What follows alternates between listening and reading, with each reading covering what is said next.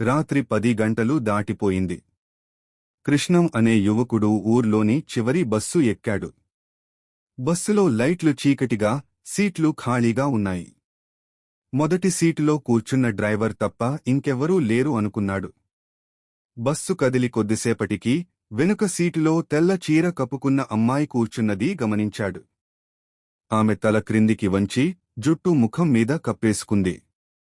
కృష్ణం అడిగాడు, ఎక్కడ దిగిపోతారు అమ్మాయిగారు? ఆమె కదలలేదు. నిశ్శబ్దం. బస్సు కొండ దారిలోకి తిరిగింది. వెలుపల గాలి గట్టిగా వీస్తోంది. ఆ డ్రైవర్ అద్దంలో చూసి చెమటలు పట్టాడు. కృష్ణం అడిగాడు, ఏమయ్యింది? డ్రైవర్ కంఠం వణికింది.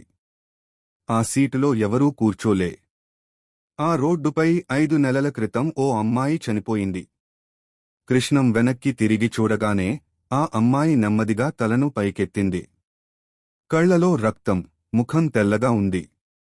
ఆమె నెమ్మదిగా నవ్వుతూ చెప్పింది, నిన్న కూడా నేనే ఈ బస్సు ఎక్కాను. నీకోసం ఎదురుచూస్తున్నా. కృష్ణం గట్టిగా కేక వేశాడు. బస్సు ఒక్కసారిగా ఆగిపోయింది. డ్రైవర్ వెనక్కి చూసేసరికి బస్సులో ఎవరూ లేరు. కేవలం వెనుక సీటు మీద రక్తపు చుక్కలు, కృష్ణం బ్యాగ్ మాత్రమే ఉన్నది.